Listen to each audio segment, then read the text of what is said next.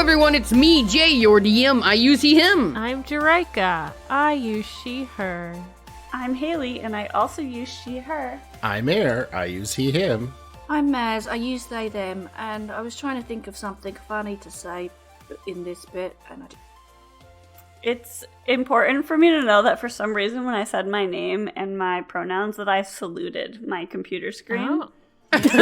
So you can picture that, and my hand is still there on the side of my face, and I don't know why I'm doing salute as it. well. I'm saluting too. Great. And we salute you, Insight Check, where we delve into the dungeon of your bad decisions and retrieve the treasure of wisdom. Pew, pew, pew, pew, pew, pew, pew.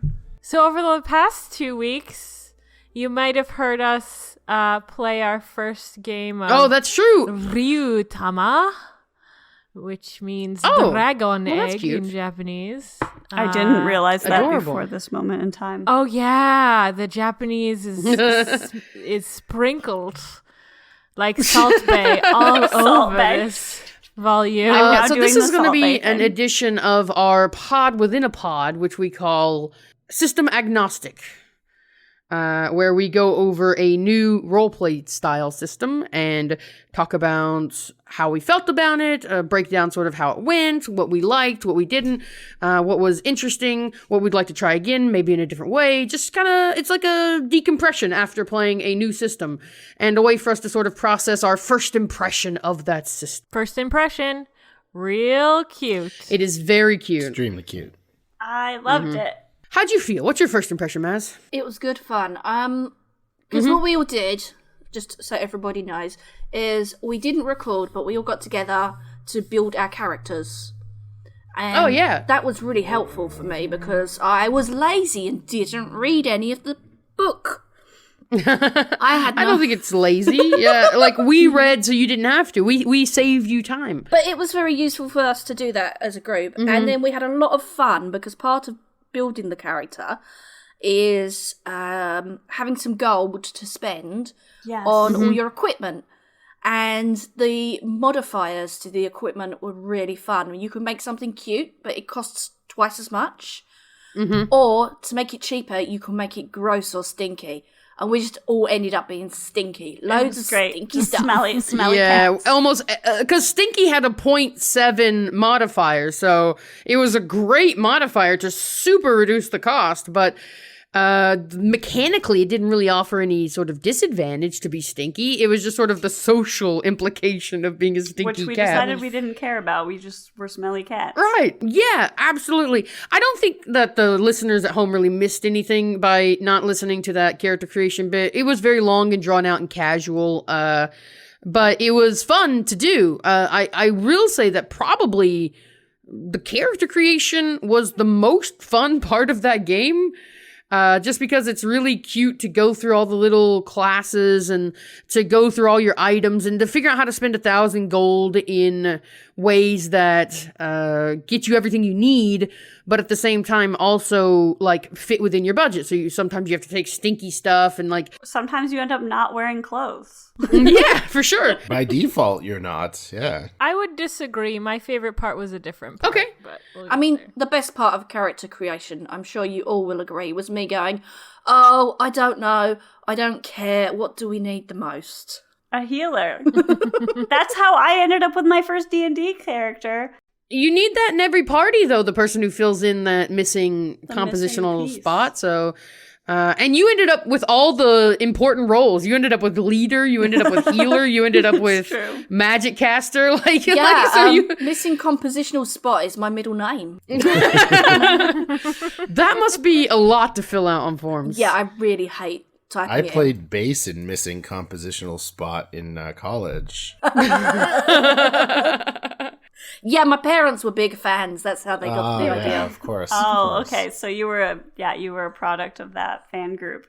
I would say that just my recommendation would be to just like have that pre-session chat and figure out your characters if you were playing this. Oh, yeah, because even those who thought they had their character done found stuff that they needed to do. I feel like it kind of gave our group more of a cohesive feel. We had already collaborated on something before we were collaborating. Yeah, because we cooperated to make sure we bought everything that was needed, didn't we? Right. Mhm. We like if it was like I bought a bunch of stuff that was sort of whole party things, and then we kind of like almost pooled our resources in some respects, like not 100%, but we made sure that the party had what it needed. For sure. We also used the character sheets, the Ryuutama character sheets on Roll20. There were very slight glitches. Haley's info was wiped twice, I think. But no one else's was. Yeah. And it was only my Luckily enough. only my like stats, nothing else. It was just like my sure. 4 stats. So luckily it wasn't anything too catastrophic. It could very well have been user error. Catastrophic. Meow. I mean, luckily the game is quite simple, so it was easy to fill that information back in. So that was good. And it was really helpful having the character sheets on Roll20, like not having to hand fill those out, because I feel like it really made the process of like knowing how far we'd gotten through the character sheet very easy. Yeah. And they're pretty comprehensive. Like everything that came up in the game, there's pretty much a button or a slot for. Yeah, for sure. I think that also, just because we are in sort of a ambiguous time of being isolated from other people, it was really nice to just like have a just chill, fun chat time too. Character creation is fun. I think if you're thinking about getting a game together, that's like a great way to just spend some time talking to people. Insight Check officially endorses Session 0. You heard it here first. A+. Big surprise. I did not authorize this. No, it's fine. I actually was a little bit disappointed I didn't get to use all the things that I bought. For sure. Some of the character class abilities weren't quite able to fit into that one session. Just sort of the nature of like picking a path for the adventure. I feel like you're sort of picking which class is going to get to shine most, almost. Like if it had been a town adventure, I feel like there would have been more chance for the merchant to do some stuff, like, you know, use their power to buy things cheaply and sell them at a higher price. So yeah, different kinds of adventures are going to definitely highlight different players, and certainly something to think about. I think that's also kind of underlies, you say like a city adventure, but like much like Dungeons and Dragons still very much has the dungeon as like kind of a narrative structure around which to build a session and a campaign.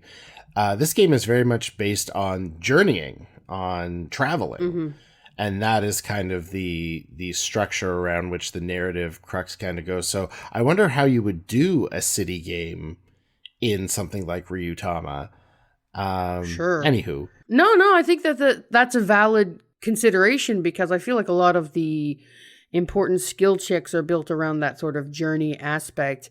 And you could maybe adapt some of that to city life, but I think it would actually take some adaptation to make it as compelling as sort of the journey part. I thought it felt a little bit like Mouse Guard, the way that you had us out in the natural world, doing traveling and things like that. The Mouse Guard sessions I've played is very much that, where like a lot of emphasis is on travel because distances are a thing. When you're small. So when you're small, things are big. So like, you know, checks for weather, checks for how well you're traveling, how well you make your way. These are all very reminiscent of Mouse Guard. Yeah, absolutely. I'd love to play Mouse Guard one of these. I would too. Wow, let me think about that one. I happen to have the core rule book at home. Then maybe I'll read it over once. Did really like the journey as like a crux of it, because like the whole system, the aesthetic of it really is trying to like set up these, you know, images in your mind of these pastoral scenes of, you know, a group of heroes wandering through tall grassed fields and Cloud dragons, yeah, these mystical God, creatures amazing. flying overhead or frolicking, you know, just off the road. And Jay did a very good job of fleshing that out and making sure that, you know, we were seeing the sights as we traveled. I was kind of the thing that came to mind as an analogy for me was like Inuyasha, like any scene where the little party is like wandering through, you know, fantasy feudal Japan. That's what this game kind of felt like to me. I feel like books of RPGs should kind of tell you what they're about. And so when I was reading through the book of Ryuutama, there was a whole section about, journey checks. And then there was a whole section about, like, just different kinds of dragons. And there's no mechanics for the dragons. There's no, like, if you see this, then this happens, right? It's just like, here's a bunch of dragons. Here's what they look like. Here's some things that they do. And it's like, go wild. And so, to me, that implies that these things should appear in your journey as you go through these locales. Like the game is telling you, these are the sorts of creatures your characters should see, but they're not necessarily encounters. They're just sort of things that they can observe in the world, which was pretty cool. The only dragon stat blocks that are in there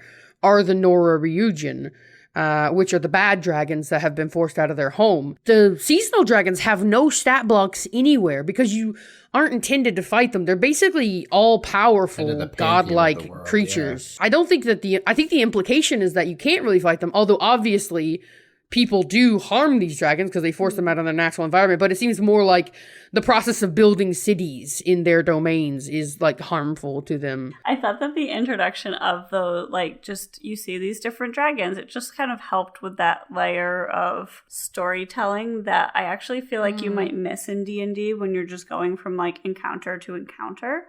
I thought it was just a cool flavor of the world kind of thing that we got to sort of see as we went by. Yeah, I think that is something that D&D could definitely do, is to include a section where it's like, hey, here's just some cute shit. I'm going to make a Japanese pun now. Okay.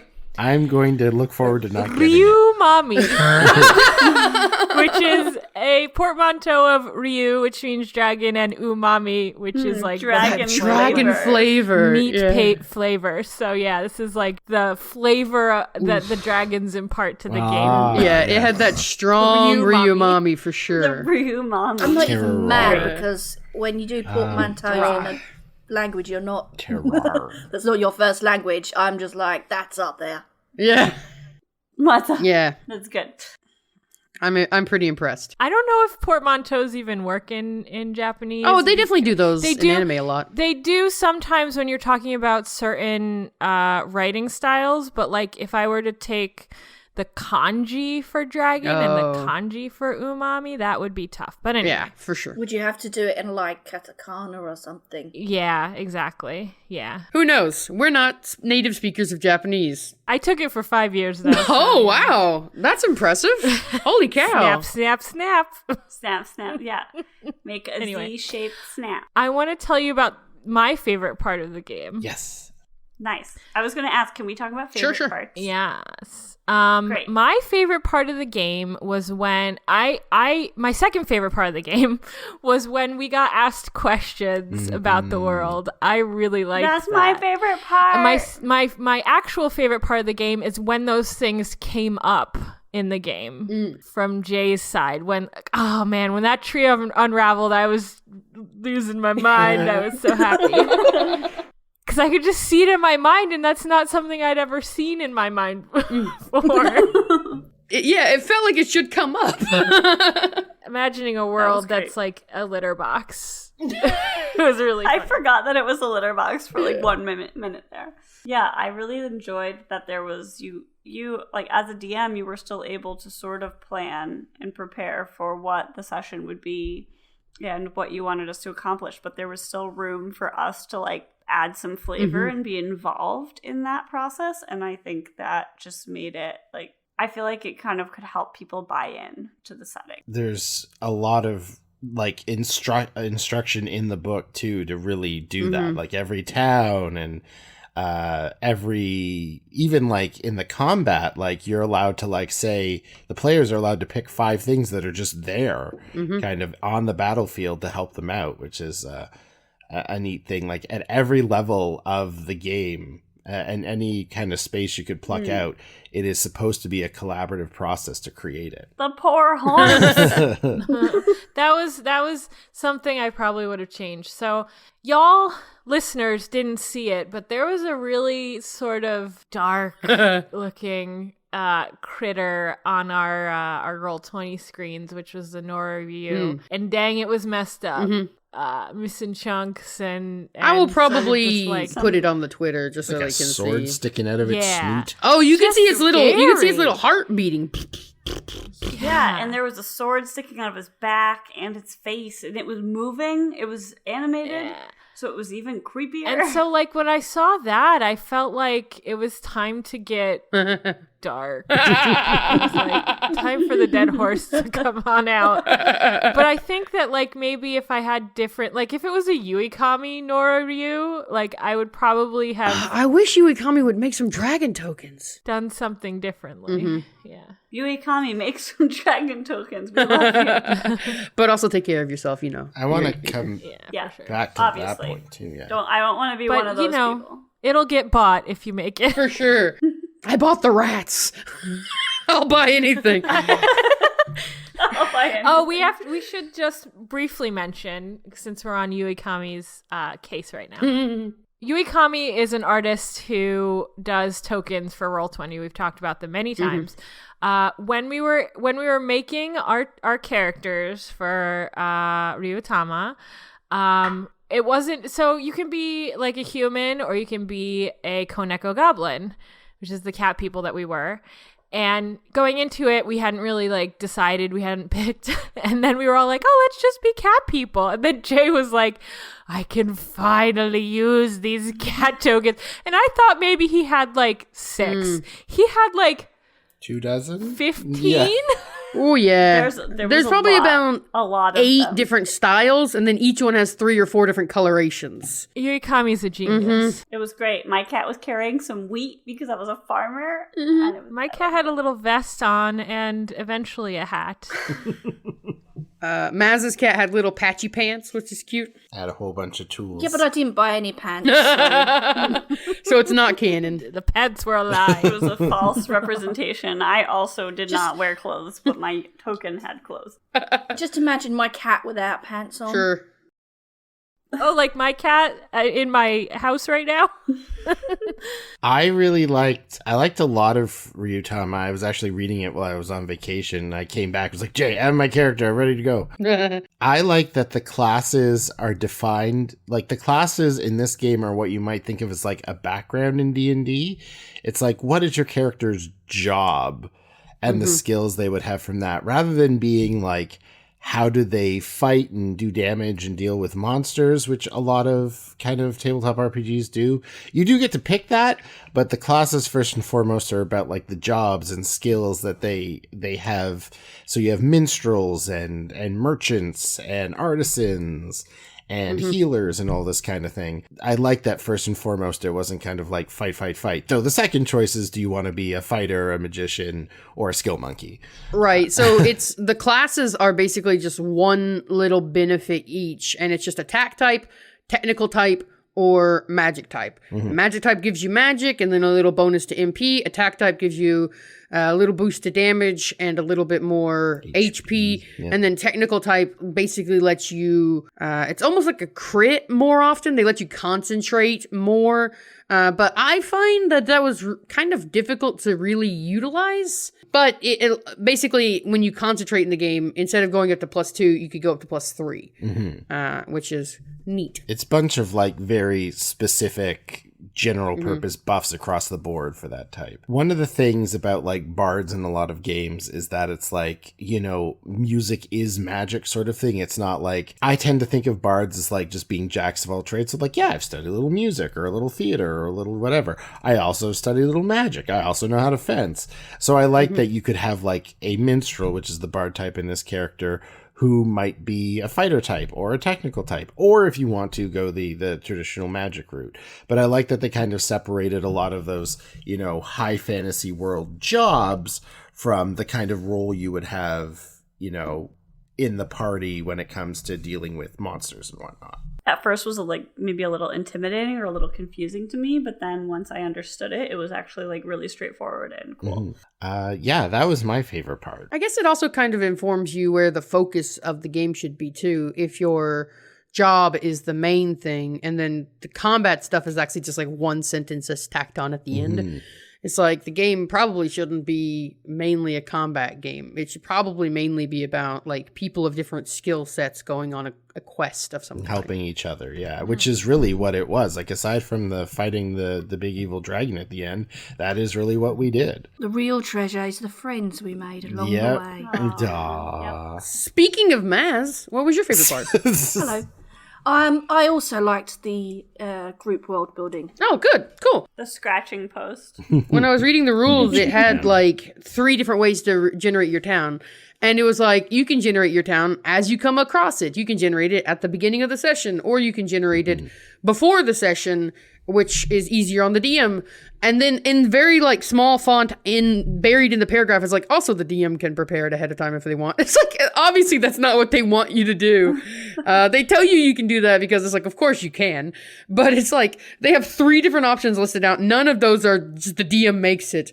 So I was like, okay, I guess they want me to do this. And I was like, well, I need to prepare a little bit beforehand so I can just be ready. So I made up a couple details, like the name of the world. I picked a map offline, so that kind of informs some things when we know they're islands because the map I used is islands. And then I named the faraway country that they were working for because it wasn't really something that they were directly interacting with, so I felt like I could control that a little bit more because it didn't really impede on their freedom to make their part of the world whatever they wanted it to be. And then I left a few questions in the world empty, and I left most of the questions in their starting town empty, except for I picked a place in the world where it was. So it was in the hills, mountains area. I was really scared of giving you all a terrain type that you weren't capable of handling, which is why in the middle I basically decided to switch it from mountains to highlands. But I think actually mechanically the game expects you to be in pretty bad shape by the end of the adventure. And I think maybe I could have gone a little harder with like some rainstorms or something like that to push those towards a bit more of a worse state. Because when y'all reached the dragon, y'all were basically all like ready to go. Yeah, we were hale and You just hearty. had like -2 HP from getting lost a little bit. Impeding y'all. Like during the journey, y'all went through some ups and downs where you like went down to like a quarter health at one point and then back up. But when you actually arrived, but then maybe that's the system working as intended because y'all used all your abilities that you had and you used all your spells and things like that to sort of game the last day as much as possible so that you could be ready for the encounter. So maybe that's actually like right. But it is definitely something I would consider going forward because, you know, I feel like the dragon fight lacked a little bit of drama because you were all so strong going in that there wasn't really much it could do that could really bother you. I mean, it did almost kill me. So Well, True, you were sideways for 1 minute, and then when you realized you yeah, had one I hit realized my armor would. I kept forgetting I had armor on that saved me. for sure. Yeah. I think the weather component is really interesting to me. I think if I play it again, I would like to kind of investigate that because I thought that was an interesting thing you don't see in a lot of games. Oh, the cute little umbrella spell you've got too. We never got to break it out. I didn't even take it, but I would have liked to have Totoro leaf umbrellas. Yes. So I guess my least favorite part was the combat. It was interesting at first because the dragon gets to open with a big move. It gets to do 4 damage to everybody in every terrain, which was big because I think in this game, most people have between like 10 and 20 hit points. Yeah, about that. Yep. So 4 drops you down to like 6, which is pretty rough. And the creature does a D8. So it can theoretically, after softening everybody up, it can pretty much take anybody except for the attack types out in one blow. A pretty good opening move. But because it can only attack once per round and there are 4 allies attacking it, and it still has to roll to hit. It didn't really ever do that much damage. I ended up like halfway through the fight giving it 2 attacks per round because I felt like it needed that. I think it would have been more interesting both tactically and narratively if it had some friends. Maybe, yeah. And I don't know what that would look like. Like, who would the Noryu be friends with? Yeah, I was also scared because I didn't know the balance of the game very well, so I didn't know how many enemies I could put. So it might have been wiser to put like say 3 level 2 enemies as opposed to 1 level 4 enemy. That might have, and that was very close. I mean, that was very close to a deadly. encounter. Oh, it was, yeah, for But- sure. It says like a solo boss encounter is the party's level plus either 3 to 4, and so everybody was level 1, and that was a level 4 creature, so that was actually like a boss style encounter. As far as I could see from like the strategy of combat, a lot of it seemed to be like, how much could you use the various like subsystems therein to like juice a roll? Like if you use one of the objects in the combat and leap off of it, that's a +1, and if you concentrate and use some of your mental points, MP, that's a +1, and so a lot of I found myself doing that a lot, just trying to get as big a modifier on attacking or dodging or whatever as possible. But in speed and space are very much abstracted, so there's not a lot of like line of sight or hiding behind cover. Yeah, You get one action a turn. yeah, and That part was like a little challenging to me. Yeah, it feels very like you're hemmed in, right? Because you can either move into a closer range, or you can attack, or you can move back to a further range. But like intuitively, I guess as D&D players, we expect to be able to do like a couple things on our turn, right? And I very much as the dragon, like I was thinking about like, well, what can I do as this dragon to make this combat more interesting? And because that's how I run my D&D encounters. I'm not necessarily thinking like, oh, I want to kill these players. I'm thinking like, how can I make this fight interesting so that it's worth the player's time? And I feel like for Ryuutama, probably the Ryujin was the wrong monster. I should probably have picked a weaker monster and then put a couple of them on the field.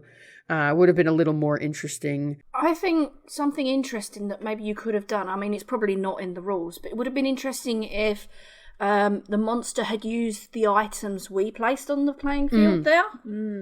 Like, maybe if you'd did like a lair action type thing, where it had maybe knocked some of those spiky rocks down onto us instead, and made them into a hazard. It just would have been interesting to see those items used against us rather than in our favour. Yeah, or like what would Because- have happened if the dragon just like destroyed all the flowers? ooh, or threw a horse at us. Oh, you want my flowers? No more flowers. The monster flowers. can use the Nothing, objects. even flowers. Oh, it can. Yeah, it can. I didn't just. I just didn't think about it. I was. Learning. The monster didn't really have like too much difficulty hitting. Armor class in this game is kind of. I chose an optional rule that made armor class variable each round. Normally, your initiative is your armor class. So whatever you roll at the beginning of the battle as your initiative, that's basically your to hit. Oh, so that would've been great the for dragon me. was working. It would have on been that. bad for me. That was all right. I liked the dodge. Like, Yeah, I there thought that was like fun. I don't know, it kind of made it feel a little bit, it was even more stress. It was like, okay, I know what I need to be, and then it's like, am I going to be good enough to get out of the way of this? That actually added some interest to me. It's fun to roll And dice. do I want to be using these objects to like defend myself and get out of harm's way versus do I want to use them to hit the monster or something like that? Like it starts doubling the way you want to use your resources. One thing I would probably also kind of hack in if I were to play again is that you would have some more options on how to use objects. As for example, like those stalactites, do you want the +1 to hit or do you want extra damage if you hit? So then there's risk reward, right? Like, do I take the chance on missing but get more damage, or do I take the better chance of hitting but do less damage? Because I think that I think anytime in combat, basically what you want to be able to do is you want to be able to make an interesting choice. You want at least two options that both seem equally good. And when you're choosing between those two things, that's the meat of tactical combat, right? It doesn't have to be 17 choices, but just two good choices. And either one you choose, you feel like you're losing something from the other. That's tactical combat to me. That's fair.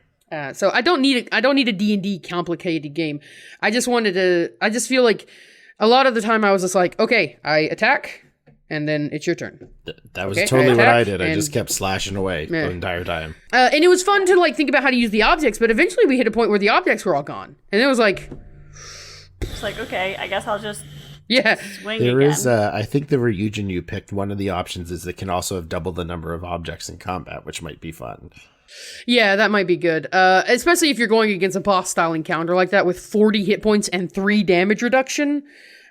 Which I don't think there are many creatures in Ryujin with that many hit points. Also, it may have strained the system a little bit to use this really high-end monster. 40 hit points was a lot. I mean, I think the encounter would have been fun at 25. Yeah, this is a pretty small numbers game, so 40 is like, woo. Especially with 3 damage reduction, because basically, if you do less than 4 damage, you did nothing that round. There were times where people would attack and they would do 3, and I'd be like, okay, yeah, you hit, but like they weren't doing any damage. It was kind of fun to see a low numbers game, because I think Haley did like a crit for like 60 damage, and we were like, ooh, wow, so many. And whereas in D&D, it's like 100 damage. Yeah. Like. Yeah, 16 was huge because, I mean, that's 13 even with the damage reduction, so it's a massive blow. Yeah, my sort of overall impression is that this game is slower and lower. Mm-hmm. Yeah. If that makes sense. Like there's more of a feeling of maybe sort of mindful gameplay. Mm-hmm. And I feel like kids would like it. It feels very appropriate to a younger player. And throwing them into a new game of D&D without them knowing anything. Yeah. It felt like you could have like a very casual, cooperative type game. Like this would be the perfect game for like my ideal just Stardew Valley RPG. Mm-hmm. I feel like you could run a very good Ryuutama with no combat. Yeah, or like maybe just occasionally fending off some, like negotiating with dragons and keeping them from like destroying your farm. Like, I really liked how much we did that. You know, like you had a spell that summoned a compass that helped Jerika direct us around, or Jerika wanted a walking stick, so I could craft her one at the end of the day. Like so much of before getting to the whole big nasty dragon thing was just like really wholesome and sweet, helping each other out and journeying together and seeing the countryside kind of like, I don't know. It was a very heartwarming little thing to me. Mm-hmm. Yeah, I liked that. I liked the setting up camp at the end of the day and like subtracting the water. I was the quartermaster, so like subtracting the water, subtracting the rations. Like, I don't know. I liked that aspect of it. Yeah, I like the structured way of travel, and that is honestly something I might steal whole cloth for journeying during D&D. Like the little like checking at the end of the day for setting up camp and like how well you manage to do that, and then checking at the beginning of the day for how well you feel that day, right? What your condition is. Yeah, I liked the idea of like having a day where you just feel great. Like that just feels very real to me. Yeah, waking up on the right side of the yurt and just like you get a little bonus. Or maybe you wake up on the right side of the yurt and then you just roll ones for the entire day, but you feel great, but you can't do anything. Yeah, I like the condition. I like the travel mechanic. I like navigation.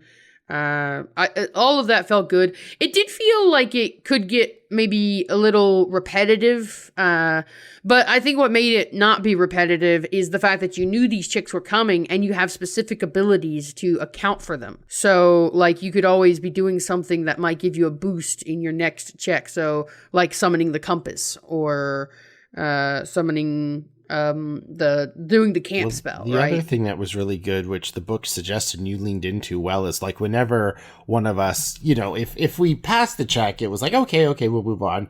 But for the one person who maybe didn't, you would ask them, what happened? Why is it the case that? And it was another instance for us to get to kind of add to the narrative, right, as to why, you know, Mazz's character 6, you know, tripped and fell and twisted an ankle and was a little bit slower in that day's travel, but there was always the chance to explain what happened. Yeah, it felt very cooperative to me. And collaborative as opposed to like DM led or DM forward where it's yeah, it wasn't just like, okay, now you have a quarter hit points and we move on. It was like, okay, well, what happened to you? Like, why are you having a bad day? It just felt very real. And once again, that's the book telling you to do that too, because they give the DM a character. They're literally telling you to play with them, not like tell them what happens, but to be a member of this group in a way, in an abstract kind of way. But they also like really hard in the book, like always reemphasize every time they bring up the Ryujin, they're always like, but don't be too heavy handed with it. Like, don't let the Ryujin show up too much. Like if your players get lost, the Ryujin might help them, but like, don't give them too much with it or else they'll feel like they haven't earned it. So was our Ryujin like that baby? The baby dragon is your seasoned dragon. The Ryujin is the person telling them the story. Okay. I wasn't sure. Like, That's why I went out at the end and like held up my scroll of leather or whatever and offered it up to the dragon. I was like, "Dear Ryujin, baby need this. Take it, please.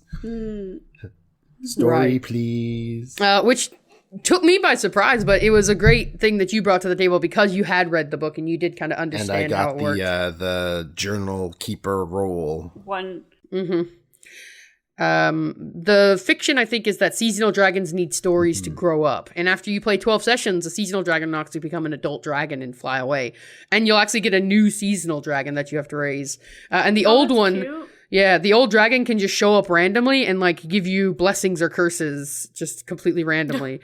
And the dragons, like a lot of the Ryujin abilities are negative, like will take away from the party because the Ryujin's goal is not necessarily to help the party, it is to help the story. I didn't really get to use too much of the Ryujin stuff. The benediction I had was if somebody had died, I could bring them back and it would also heal the rest of the party. You gave Which is a very like cool. first timer friendly benediction. Haley one. Yeah, that's Yeah. cool though. Because I you played did with the such a nice moon thing. Dragons. Yeah, you did such a nice thing for the moon dragons that I thought, I'll use one of the benedictions. So I went and found one that was like fortune, and it gives them an extra little crit later. Final thoughts, everybody? I would play this again. I actually think that this is really well founded though, like for one shots or a few like short stories. I don't know how. I would be interested to see how a Ryujin campaign would play out, but I thought that with the detailed travel mechanics and stuff, it actually felt like it was a very well-rounded like one-shot thing. Any system that definitely puts player agency behind like world building and narrative building explicitly will always have my vote. That is my favorite. And hey, it's a simple rule system, so it's easy to like kind of pick up and learn all the better. The only thing that for me was I know, Jerika, you had mentioned that your character was interested in perhaps negotiating with the big evil monster dragon. Yeah. Yeah, I just felt like I was looking at the clock and I was feeling like we probably didn't have time to like... What did you want to try to do? Well, I just felt really bad that like in some ways it felt like the Nora Ryu felt like a victim.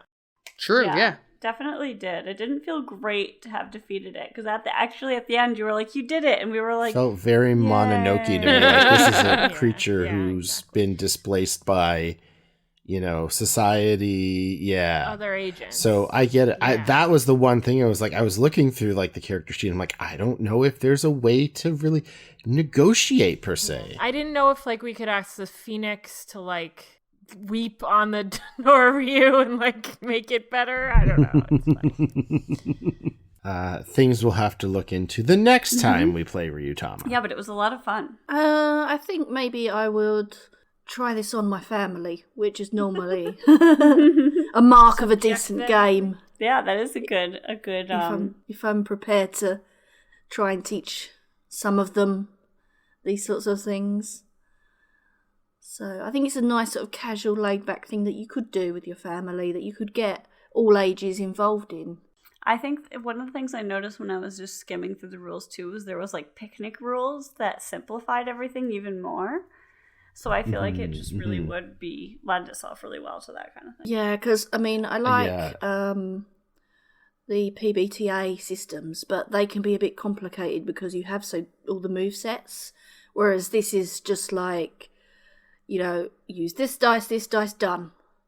And, that's pretty much it. It's really straightforward. So I think it's quite easy to learn. I really like the emphasis throughout and the mechanics that emphasize storytelling. That's something I really enjoy. Definitely. Well, this has been another delightful episode of Insight Check. We hope you agree. You can find us on Twitter at Insight Check Pod. There on our social medias, you will see our artworks that Burnham has done, BERNUMMM. Additionally, I also purchased this voice recently from Airlines Announcers It's a very Voices. great public radio voice. Hashtag airlines announcers voices. We would also like to thank Vince. I can't. We would also like to thank Vince Vept for our intro and outro music. It's probably Never Stand Alone, but it might be a different track for this lovely session. I would like to thank my good friends Air, Haley, and Mazz for joining me. Oh, and also Jay. And also Jay. Oh, rate and review and rate us on any podcast platform. Did you thank the listeners? Oh yeah, Did we I have to thank thank them. We should appreciate our listeners. Oh yes, We thank you, listener. We Consider appreciate yourself you. Give yourselves a round of applause. Give yourself 5 stars, listener. And as always, answering your cues from our collective A's, this Was Inside. Check.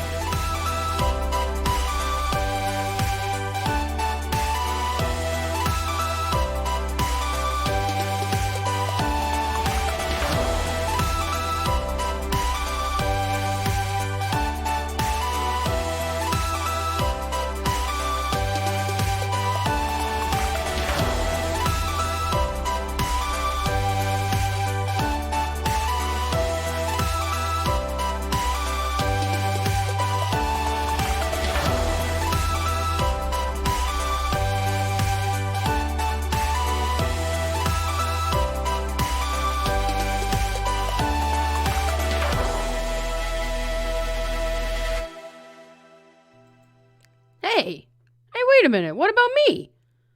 I don't get to say goodbye? Fine.